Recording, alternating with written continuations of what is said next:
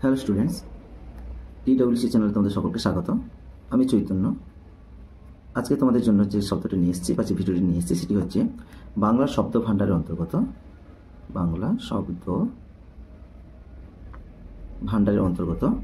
একটি ভাগ, সেটি হচ্ছে নব্য গঠিত শব্দ। আমরা বাংলা শব্দ ভাণ্ডারকে তিনটি ভাগে ভাগ করেছিলাম।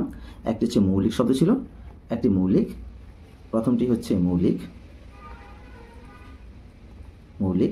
2 নম্বর ছিল আগন্তুক, 3 নম্বর ছিল নবগঠিত শব্দ। এই 3টা বিভাগ আলোচনা করেছিলাম।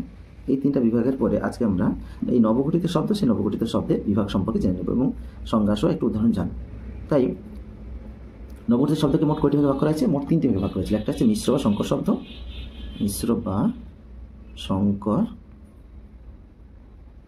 শব্দ, দ্বিতীয়টি হচ্ছে অনুদিত শব্দ, আর 3 নম্বর হচ্ছে খণ্ডিত শব্দ।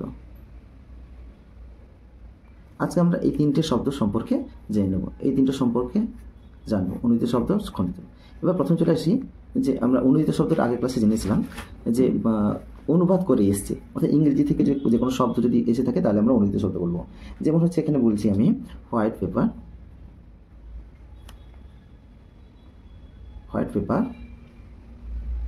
পেপারকে আমরা বলেছিলাম শ্বেতপদ্ম, এই শ্বেতপত্র বলেছিলাম, হোয়াইট পেপার। ব্ল্যাক মানিকে আমরা কি বলেছিলাম? কালো টাকা। এইরকম দেখলে তোমরা এটা বুঝতে পারছো অনুদিত শব্দ। এবার চলে আসি খণ্ডিত শব্দ কাকে বলবো। এই খণ্ডিত শব্দ কাকে বলবো? খণ্ডিত কথার অর্থ হচ্ছে খণ্ডন করা, অর্থাৎ কোনো শব্দ যদি অন্য কোনো শব্দ থেকে এসে তার সম্পূর্ণ রূপটাকে আমরা আলোচনা করছি না, তার সম্পূর্ণ রূপটাকে আমরা করবো না। যেমন হচ্ছে যদি আমি বলি তোমাকে যে এরোপ্লেন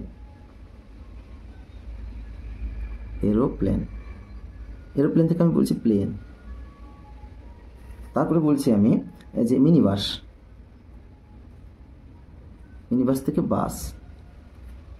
এরপরে বলছি কপ্টার, তো বললাম হেলিকপ্টার থেকে কপ্টার। আবার বললাম রেফ্রিজারেটর থেকে ফ্রিজ। এছাড়া বললাম আমি যে মাইক্রোফোন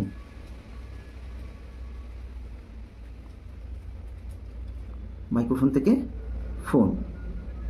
দেখো, এইরকম উদাহরণ দেখলে তোমরা অতি অবশ্যই এটা বুঝতে পারবে যে এটা হচ্ছে খণ্ডিত শব্দ। অর্থাৎ কোনো শব্দের সেটা ইংরেজি শব্দ মূলত হবে, কোনো শব্দের সম্পূর্ণ অংশটা আমরা উচ্চারণ না করে কি করছি, তার ছোট অংশটাকে, ক্ষুদ্র অংশটাকে খণ্ডিত বা ভেঙে, সেটা আবার কি হতে পারে, সেটা আদিতে হতে পারে বা প্রথমে হতে পারে, আবার মাঝখানে হতে পারে, আবার অন্তে শেষে হতে পারে। যে কোনো একটা দিক থেকে আমরা নিয়ে যখন তাকে আলোচনা উচ্চারণ করবো তখন তাকে আমরা বলবো খণ্ডিত শব্দ। আশা করি খণ্ডিত শব্দ বুঝতে পেরেছ। এবার চলে আসি অনুদিত আর খণ্ডিত দুটো আমরা আলোচনা করে নিলাম। এবার চলে আসি মিশ্র বা সংকর শব্দ। এই মিশ্র বা সংকর শব্দ কাকে বলবো? আগে বলবো যে গড়ে ওঠা নতুন শব্দকেই হলো নবগঠিত শব্দ বা মিশ্র শব্দ বলছি। এই নবগঠিত শব্দ মানে কি? নতুনভাবে গড়ে উঠছে, নতুনভাবে গড়ে সৃষ্টি হচ্ছে যে শব্দ, তাকে বলছি নবগঠিত শব্দ। এবার বলছি মিশ্র বা সংকর শব্দ কাকে বলবো? তাহলে এর সংজ্ঞায় কি বলতে পারি? সংজ্ঞায় আমরা কি বলতে পারি যে নবগঠিত শব্দ কাকে বলছে? এই নবগঠিত শব্দ হচ্ছে যে তৎসম, যদি বলি সংজ্ঞায়, তৎসম, তদ্ভব, দেশি এবং বিদেশি শব্দের সঙ্গে কি হচ্ছে? অপর শব্দের এক বা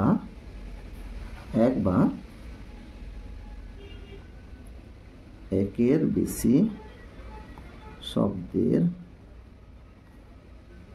সঙ্গে অপর শব্দের প্রত্যয়াদির যোগ হয়।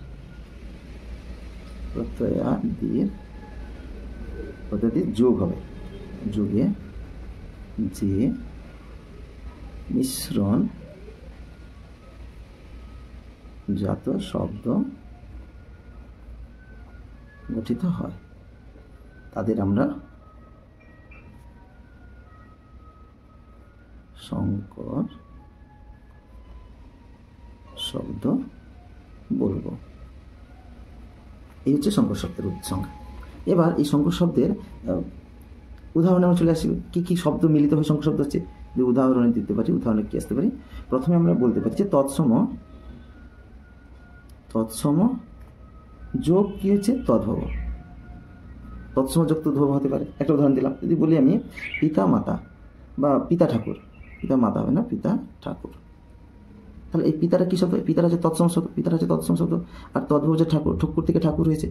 এছাড়া আর কী হতে পারে? মায়া কান্না হতে পারে, মায়া কান্না, এটিও তৎসম। প্রথমটা তৎসম, তারপরে তদ্ভব।